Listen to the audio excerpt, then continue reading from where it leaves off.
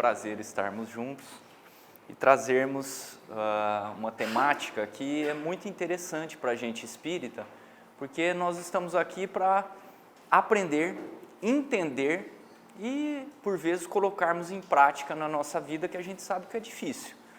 Mas hoje o tema é cirurgias espirituais.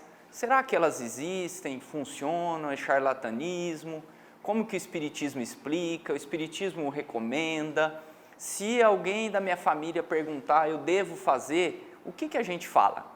E para começar o bate-papo, vou trazer para vocês 3 casos verídicos. Um aconteceu comigo, eu sou cirurgião, cheguei no centro cirúrgico, o paciente estava deitado na maca para operar uma hérnia de disco. Eu perguntei, que perna dói? Geralmente a hérnia sai para um lado e dá aquela dor que é o ciático. Ele falou, doutor, faz 15 dias que eu não sinto nada, estou sem dor. Eu falei, pode parar, suspende a cirurgia. Não precisa operar, a hérnia de disco opera quem não aguenta viver com a dor. Menos de 30% dos casos são cirúrgicos, vamos cancelar. Não. 6 meses que eu sofro com dores terríveis. Eu estou aqui pelo SUS, demorou para encaminhar, demorou para ressonância, demorou a fisioterapia, demorou o pré-operatório, demorou para marcar. Se essa dor voltar, eu não sei o que eu sou capaz de fazer. Eu quero que me opere. Faz o cortinho, vai lá com o microscópio, abre lá a coluna, afasta o nervo, cadê a hérnia de disco? Tinha sumido. Chama o raio-x, vamos ver se nós estamos no lugar certo, não é possível, lá a ressonância, uma hérnia enorme, fez o raio-x, L4, L5 do lado direito, vê se migrou para baixo, ele estava curado, foi abrir e fechar. Voltou uma vez no retorno, tirou os pontos, nunca mais eu vi. Tinha feito uma cirurgia espiritual e ficou curado. Então o primeiro caso da noite é de sucesso total. Fez a cirurgia espiritual e ficou curado, ficou sem dor e sem doença, porque não tem mais hérnia de disco. O segundo caso é um caso que eu acompanhei lá no Kardec, um colega nosso, dores insuportáveis na cervical que descia para o braço. Fez a ressonância, estava com uma hérnia de disco. Não melhorava, vamos fazer a cirurgia. Ele, não, vou tentar uma cirurgia espiritual. Fez e ficou sem dor. Passado mais ou menos um ano, as dores vieram piores. Agora, além de irradiar para o braço direito, irradiado para o braço esquerdo.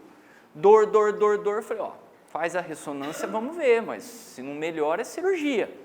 Fez, ao invés de uma hérnia, agora ele tem 3, saíram mais 2. Não quis operar, fez a cirurgia espiritual e melhorou. E está vivendo aí sem dor, com uma qualidade de vida boa.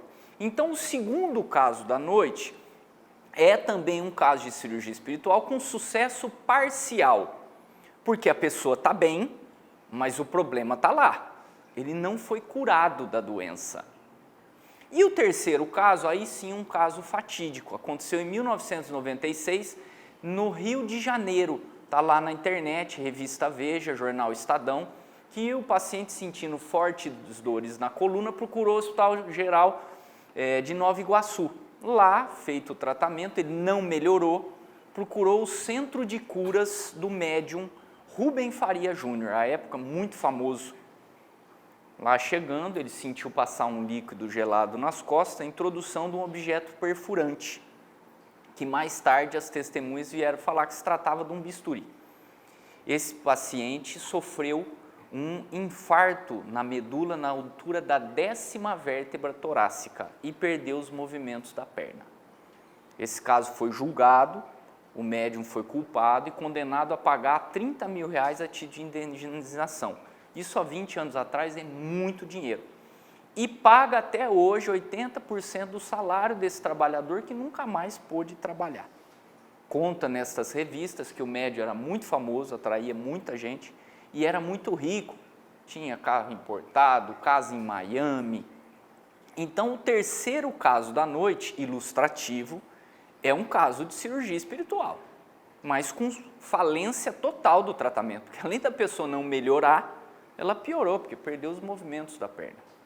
Então, se alguém vier nos perguntar, devo fazer uma cirurgia espiritual, o que a gente fala, meus irmãos? Porque nós estamos vendo, tem um caso bom, e tem um caso ruim. Então, assim, a gente foi procurar na literatura espírita alguma coisa que nos trouxesse alguma luz, né? E tem um livro do Divaldo com o Manuel Filomeno de Miranda. Essa dupla é muito legal, eles têm vários livros. O Manuel Filomeno de Miranda é o espírito, e ele dita para o Divaldo livros sobre obsessão, que é quando um espírito lá desencarnado quer prejudicar alguém aqui na Terra. Ele trabalha com a equipe do Dr. Bezerra de Menezes. E eles foram convidados a ajudar um centro numa grande cidade do Brasil, uma capital. Esse centro, um centro que fazia cirurgia espiritual, muito frequentado, muito procurado, porque lá tinha um médium que fazia curas. Assim que a equipe espiritual chegou na casa, eles perceberam o baixo teor vibratório do centro. A fila que se formava, os ajudantes do médium distribuíam fichas e cobravam um valor das pessoas que iam fazer a cirurgia, dizendo que era justo, os materiais eram caros e que era justo que quem fosse curado ajudasse. O médium que fazia as curas era o Davi.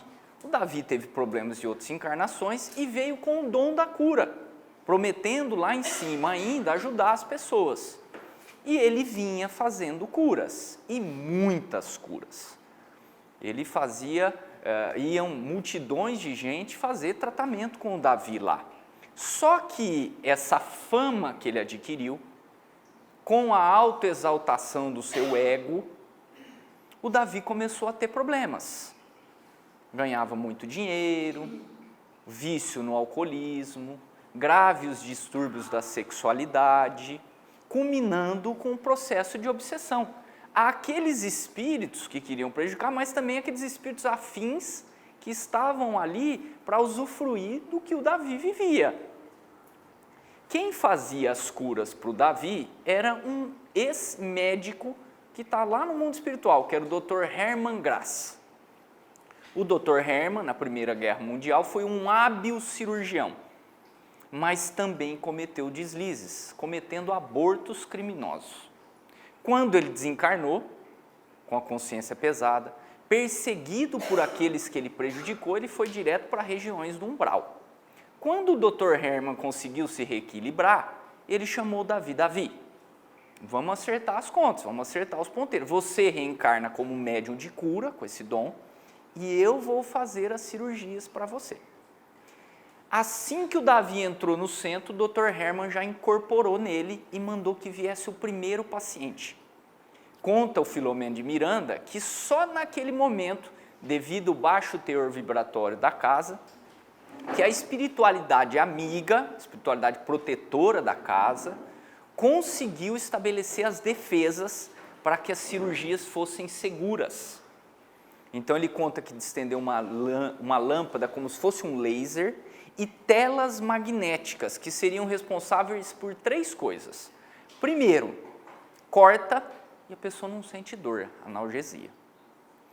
Abre lá, mexe lá dentro e não sangra, hemostasia. E a asepsia, nada esterilizado, nada de luva estéril, tesoura usada, que usa em um, usa no outro, e não pega infecção. Ele chamou a primeira paciente e o Manuel Filomeno de Miranda Espírito percebeu que o Dr. Hermann já viu que se tratava de um nódulo na mama, superficial, através da visão espiritual, e que aquilo seria uma cirurgia fácil, que facultaria a ele uma grande exibição cirúrgica. E assim eram as cirurgias do Dr. Hermann. Cheio de gritos, risadas, excreções jogadas, malabarismos. Ele chamou a paciente, tirou bruscamente a roupa, falou que ela acreditasse em Deus, fez um corte com a própria mão, de uma maneira muito hábil, mas grotesca, ele foi entrando no tecido, tirou aquele nódulo, fechou com a mão, passou um esparadrapo, uma faixa, pegou o nódulo e deu para ela. Vai, leva para o patologista a analisar, para mostrar que eu te curei. Nesta noite foram realizadas outras 80 cirurgias espirituais. Conta o Filomeno de Miranda, nenhum em lugar difícil e a maioria grandes tentames do que cura verdadeira. embora fossem possíveis cirurgias muito complexas com sucesso. Acabada a sessão, a equipe espiritual foi acompanhar o Davi, saber o que o Davi ia fazer, acompanhar a vida dele para iniciar o processo de desobsessão, para tentar salvar o Davi daquilo que ele estava fazendo. E naquela noite, rodeado de amigos bajuladores dele, do plano físico, mas também acompanhado daqueles espíritos de baixa índole do mundo espiritual, eles foram fazer uma farta refeição num chique hotel da cidade. E lá, regado a muito álcool, o Davi, que era casado à época e tinha 2 filhos, acabou tristemente à noite aos beijos com outras 2 moças. Esse era o médium que fazia as curas lá no centro. Bom, o que a espiritualidade tentou fazer para ajudar? O processo de desobsessão. Durante o sono, eles recolhiam o espírito do Davi, junto com os trabalhadores da casa, a espiritualidade protetora e o espírito do Dr. Hermann, e faziam a doutrinação. Davi, não foi isso que você se propôs, você está cobrando, você está indo para um caminho errado, você está privilegiando a mediunidade e cura, os verdadeiros preceitos espirituais. O Davi foi irredutível, não aceitou. O Dr. Hermann, que era espírito, percebeu que ele estava no caminho errado, que não precisava daquelas coisas que ele fazia e se mostrar, que a cura vinha de Deus e que ele estava sendo exaltando ainda mais o orgulho do Davi, mas o Davi não aceitou. E a espiritualidade e os dirigentes da casa falaram: Davi, desculpa, mas aqui você não pode mais trabalhar, você está convidado a deixar a casa. O Davi ficou muito bravo. Ele era muito famoso e todo mundo que ia no centro ia para fazer cura. Ele não teve dúvida. Revoltado com a situação, ele abriu o seu próprio centro de cura. Aí os problemas começaram, porque aí ele já não tinha proteção espiritual. Começou a ter dor, pouca cura, as cirurgias sangravam. Chegou um ponto, meus irmãos, que o padrão vibratório do Davi era tão ruim que o Dr. Hermann não encontrava mais sintonia para operar com ele. Quem fazia cirurgias, quem incorporava o Davi, eram espíritos brincalhões, que imitavam o trejeito do médico alemão, o vozeirão, o sotaque, o jeito de andar, de falar, e esses espíritos faziam as cirurgias. Olha o perigo disso. Numa noite, o Davi também alcoolizado, nessa época ele andava armado, porque se sentia perseguido, né, até pelos obsessores, se desentendeu com o rapaz e foi agredido. Quando ele tirou o revólver para revidar, ele sofreu um infarto fulminante e acabou ali a triste existência na Terra. Conta o livro que isso foi um benefício que ele teve pelas curas que ele fez, porque ele, além de todo o mal que estava fazendo, ia se tornar um homicida. Então a espiritualidade recolheu o espírito dele para que ele se reajustasse novamente aos erros cometidos. Então, diante dessa história, gente, nós vamos fazer a primeira pergunta da noite. Existe cirurgia espiritual? Existe. Isso a gente não tem dúvida, né? Alguns aqui já viram, alguns já vivenciaram. Quem quiser procurar na internet, tem lá as cirurgias do João de Deus, que ele põe lá instrumental de 10, 15 centímetros dentro do nariz de uma pessoa. Como que é possível isso? Né? Cirurgia espiritual. O Divaldo é um baita médium, né? Ele não ia contar coisa para a gente que não existe. Então, a primeira pergunta é fácil responder. Existe. E aí, devo fazer uma cirurgia espiritual? Vamos pôr lá que algum conhecido nosso vem nos perguntar: você com o teu conhecimento espírita, você recomenda fazer? Se minha sogra viesse: Rogério, eu não sou espírita, mas eu queria saber, eu devo fazer uma cirurgia espiritual? O que eu falo para ela? Sogrinha querida, procure o centro do Rubem Faria Júnior lá no Rio de Janeiro, ele é ótimo, vai te ajudar. É isso que a gente responde. Mas basicamente, gente, o que a gente tem que avaliar? São 2 coisas que Jesus nos recomendou há 2000 anos atrás. A primeira é saber que a árvore boa dá o bom fruto do seu coração. Nós precisamos avaliar o médium. Quem que era o médium que fazia as curas? Como que ele era? Ele é um homem simples, um homem calmo, um homem trabalhador, que segue a rotina espírita. Se o médium for bom, é uma dica a mais que vai dar tudo certo. Agora, se o médium leva uma vida desregrada, que não segue aos princípios de Jesus, da espiritualidade de Deus, que é uma cirurgia espiritual, não é material, tem grande chance de dar errado. E a outra questão é a questão do ganho. A mediunidade, ela é dada de graça. É diferente do profissional de saúde, o dentista, o fisioterapeuta, o farmacêutico, que investiu na carreira, teve esforço, é justo que ele tenha o ganho material. Agora o médium não é isso.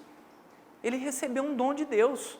Deus não quer que o pobre seja maltratado e o rico seja bem tratado. Quem paga recebe, quem não paga não recebe. Não faz sentido. Não faz sentido pela obra divina, espiritual, que seja cobrado qualquer tipo de mediunidade. Seja ela psicografia, pintura, seja ela cirurgia espiritual. Então Jesus reúne os apóstolos e, já sabendo do seu desenlace, ele vai dar aos apóstolos o dom da cura, da evangelização, do ensinamento. E ele deixa bem claro para os apóstolos: limpai os leprosos, curai as doenças, ressuscitai os mortos, de graça recebeste, de graça dai. É um dom da cura. Então, se está tendo cobrança para se fazer esse bem, nós temos que ficar atento. Então, eu vou lá, faço uma cirurgia espiritual. E a instituição fala: olha, se você puder ajudar, dar um pacote de fralda, dar uma cesta básica, sem problema, gente. Ninguém vai vender isso, um pacote de fralda geriátrica, para comprar casa em Miami, carro importado. Agora, eu fiz a cirurgia, que nem a gente sabe aí de um centro famoso, né? Que você faz a cirurgia, acabou a cirurgia, ele fala: olha, até o teu próximo retorno, você vai tomando esse remedinho aqui. Custa, sei lá, R$20. Se você não precisar pagar nada, não quiser pagar nada, porque você não tem condição, leva, pode levar, porque a gente quer que você fique bom. Mas se puder ajudar, um dá 20, outro dá 100, outro dá 200.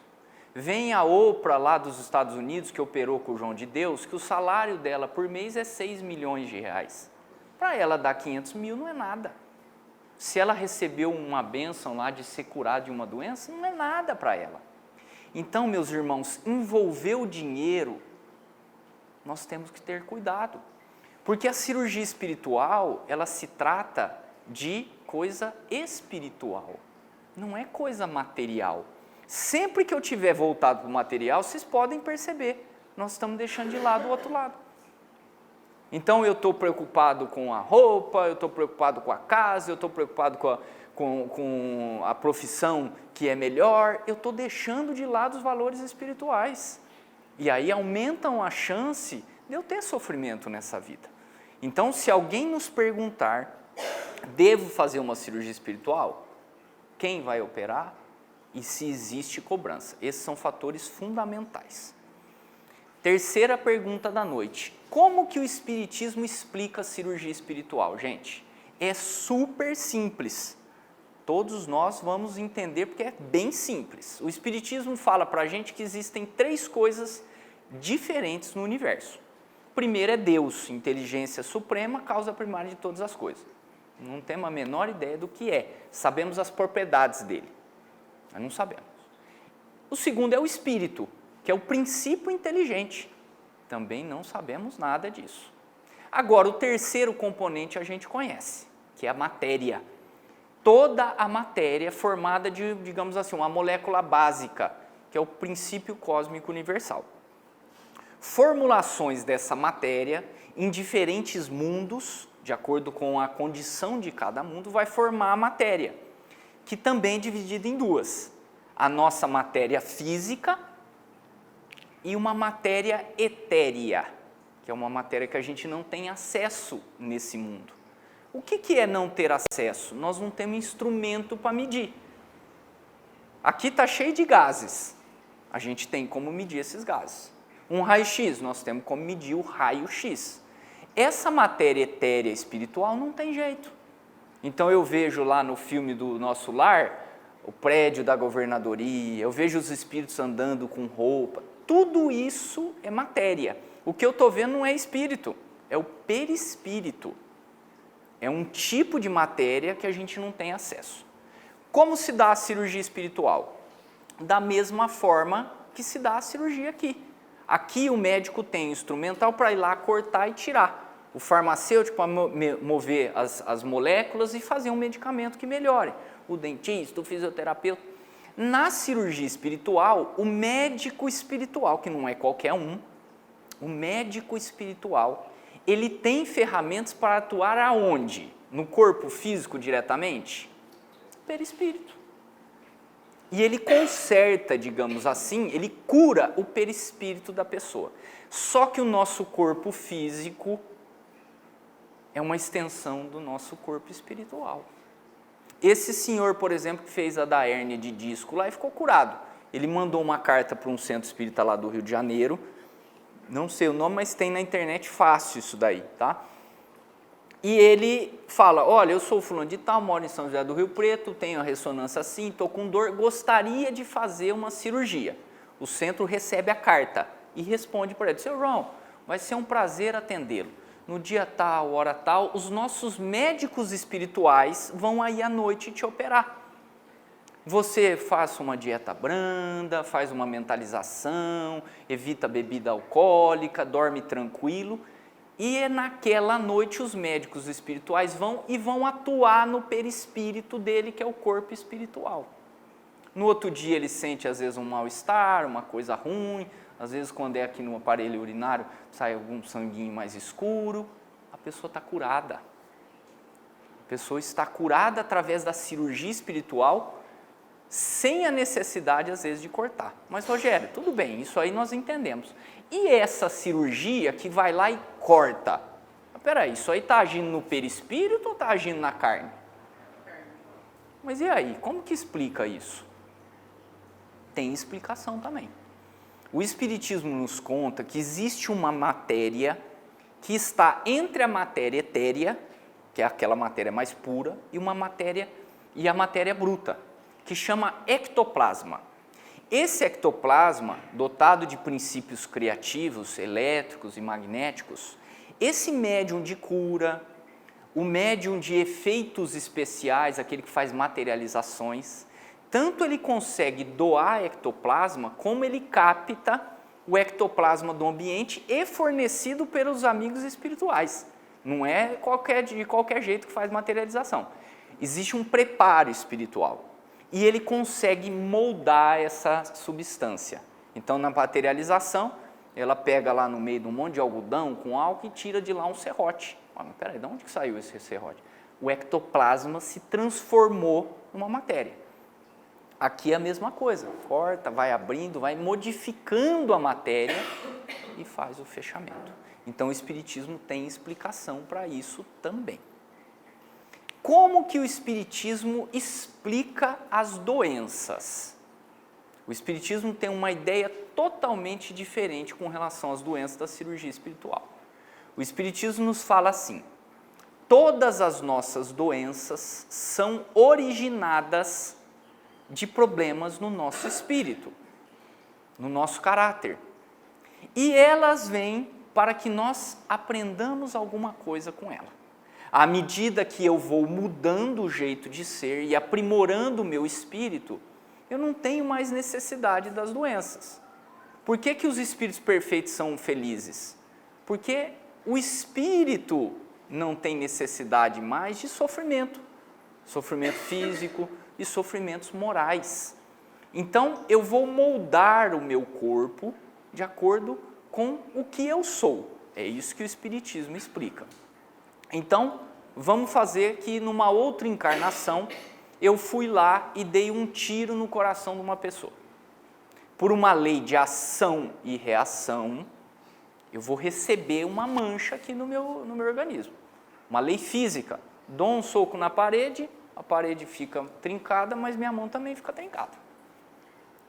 fiz mal, recebo mal energeticamente. Quando eu vou reencarnar, a hora que vai juntar lá o espermatozoide do pai com o óvulo da mãe e formar o embrião, quem guia a formação genética, esse é loiro, esse é de olho azul, esse nasce com defeito, esse nasce sem problema, é o perispírito. Através de uma influência energética, magnética, ele vai moldar os cromossomos da pessoa.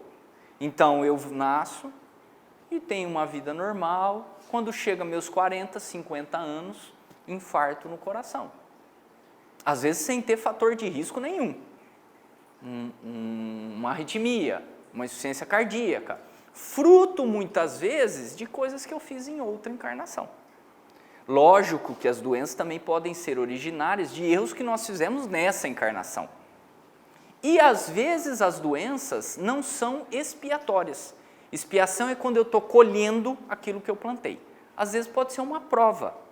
Então, na minha formação genética, eu solicito no plano espiritual que eu tenha essa doença. Meu perispírito vai moldar essa doença para que eu aproveite essa doença durante a minha encarnação para ter crescimento moral e espiritual. Então, o Espiritismo ele entende que as doenças elas são passíveis de cura, se for o caso até com cirurgia espiritual, se for o caso com tratamento médico, outros tratamentos. Mas o Espiritismo ele não foca a nosso objetivo na cura. Claro, eu devo procurar tratamento, eu não posso encarar a vida, eu tenho esse problema, isso é coisa que eu preciso aceitar, e essa doença eu não vou tratar, porque eu acho que é uma coisa kármica, e eu vou tocar a vida desse jeito. Não. Aí nós estamos sendo suicidas indiretos. Deus nos deu o corpo como um talento, para que a gente replique em saúde, ajude as pessoas, tem que cuidar bem. O que o Espiritismo nos fala é que não é para deixarmos a doença de lado, é aceitarmos a nossa condição. Porque tem gente que tem o problema de saúde e vive só reclamando do problema de saúde. Ele vive para isso, né? Eu tive a oportunidade de conversar com uma pessoa lá no Kardec certa vez, e ele sofreu um acidente de moto e perdeu a perna. É uma pessoa que, com o passar do tempo, perdeu o emprego, separou da família e vive num quadro de depressão gravíssima por conta disso. E analisando o processo, a gente vê que a causa de toda essa derrocada vem da ausência da aceitação e da ausência da mudança íntima. Porque antes as pessoas olhavam ele ia na academia, ele jogava bola. Hoje ele vai num lugar, infelizmente alguém olha de lado, de curiosidade, e a pessoa não aceita isso. Então entra num padrão vibratório negativo, de falar mal de Deus, de viver reclamando, e essa energia negativa vai contribuir para que outros problemas venham. Perder a perna não é fácil, mas dá para tocar a vida com isso. Nenhuma doença é fácil. As nossas doenças são as piores, porque é aquilo que a gente está precisando. Se eu tenho uma doença, eu preciso daquilo. O outro tem uma dificuldade financeira, porque ele precisa daquilo. O outro tem uma dificuldade amorosa, precisa daquilo. Então, as nossas dificuldades são sempre as maiores. E eu devo aceitar e mudar o jeito de ser. Se talvez essa pessoa for menos egoísta, menos orgulhosa, mais humilde, ela se reequilibra e resolve o problema. Não nessa vida, porque a perna não volta.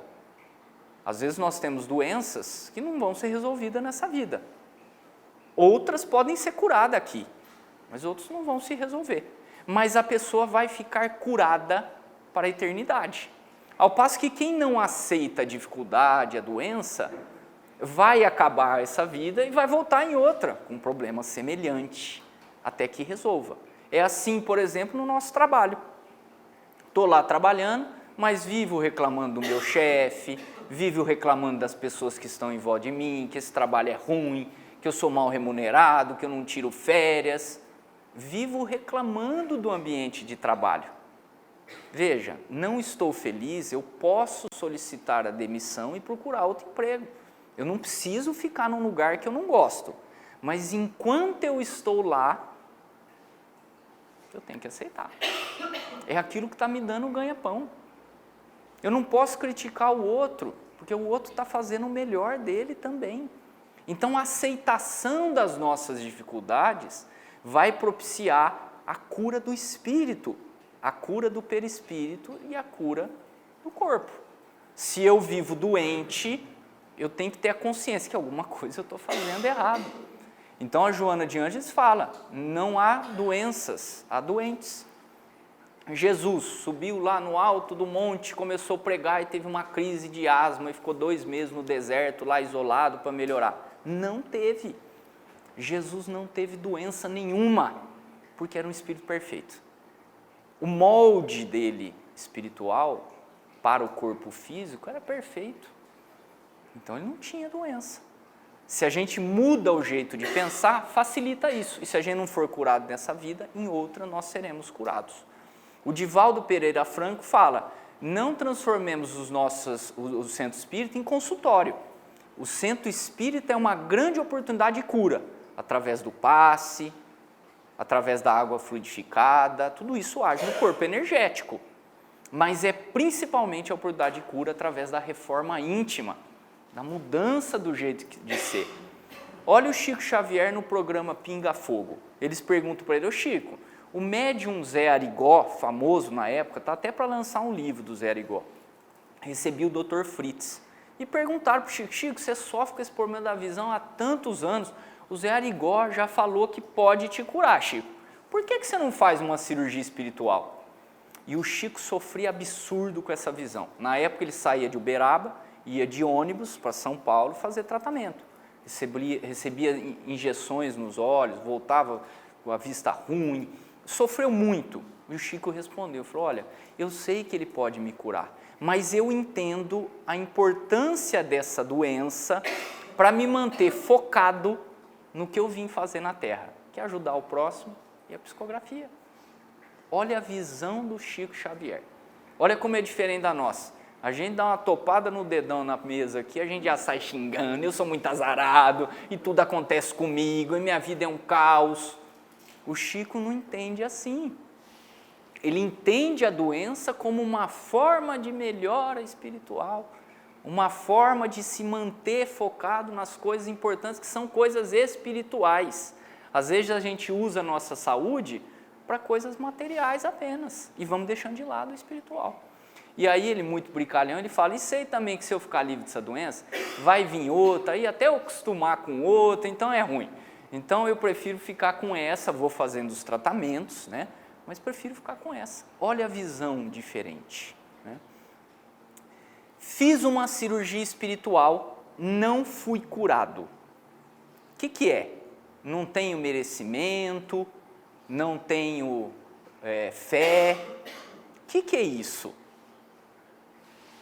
Vou dar um exemplo para vocês, essa pessoa inclusive eu conheço muito bem, espírita, frequenta o centro 2, 3 vezes por semana, faz culto evangélico no lar, pratica leitura, teve um problema de saúde, mandou a carta lá para o Rio de Janeiro, fez a cirurgia espiritual e não resolveu o problema.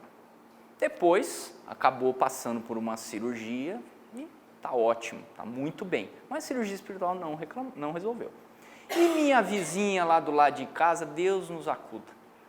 Ela vive brigando com os filhos, agride o marido, é só xingamento, é só TV em som alto, fim de semana bebida para todo lado, a vida lá é um caos, não frequenta uma igreja. Fez a cirurgia espiritual, ficou curada. Como é que pode isso? Fé não é, porque não frequenta a religião. Merecimento desse estilo de vida, como é que pode merecer uma cura? Necessidade, meus irmãos. Muitas vezes, para essa pessoa, ela tem tantos problemas que a doença é o de menos para ela. E a espiritualidade vem e ajuda e cura, para que às vezes ela não prejudique mais outros. Porque às vezes se dá um outro problema, ela vai matar o marido, os filhos vão ficar órfãos, e ela vai para a cadeia, e a vida vai piorar. Então, naquele momento, a espiritualidade tirou a doença, e ela não se modificando, a maneira de agir, a maneira de ser, o problema em algum momento vai voltar, para que ela aprenda alguma coisa com aquilo. Então, à medida que a gente tem necessidade da doença, nós vamos continuar com o problema. Se eu aprendi alguma coisa com isso, tanto a medicina tradicional, quanto às vezes o passe água fluidificada, ou se eu fizer a opção da cirurgia, vão me curar. A cirurgia não deve ser ou não é recomendada pela Associação Médica Espírita com corte, como o senhor estava dizendo. Por quê? Não dá certo? Nós vimos lá, cortou, foi lá, tirou. Mas para que passar esse risco, se a gente pode ficar curado sem esse problema? Então, a Associação Médica Espírita não recomenda a cirurgia com corte, embora a gente viu que pode resolver também. Eu trouxe aqui um exemplo bem simples para a gente entender. Tá? Vamos supor que a gente traga aqui um prato com arroz, feijão, uma saladinha, uma carne, e do outro lado, uma taça de sorvete, com aquela cobertura vermelha, aquele chantilly, aqueles coisinhas que joga por cima, e vamos convidar uma criança de 4, 5 anos de idade. O que essa criança vai escolher? Sorvete. No café da manhã, no almoço e no jantar, se a gente deixar. Não é assim? Quem tem criança pequena, quem tem neto, sabe. Aí a gente chega para a criança e fala, calma, meu filho, paciência. Primeiro come o salgado, não é assim? Come o salgado, porque o salgado vai te deixar forte, você vai crescer, você vai ter resistência contra doenças, você vai poder estudar, se desenvolver, tocar a tua vida para frente com o salgado. E depois que você comeu o salgado, a sobremesa está aqui. Geralmente a gente nem mostra a sobremesa, né? Porque senão, Deus faz a mesma coisa com a gente. Adulto também? Jesus faz a mesma coisa com a gente. Jesus chega para a gente naquele momento de sofrimento, de tristeza, de desespero, quando a gente perde algum ente querido, quando nós estamos no auge do desespero. Calma, meu filho, paciência, tenha fé, acredite nas minhas palavras, lute, tenha paz, ame o próximo, aceita a tua dificuldade, porque quando você estiver bem, eu estarei aqui no reino de Deus a te aguardar.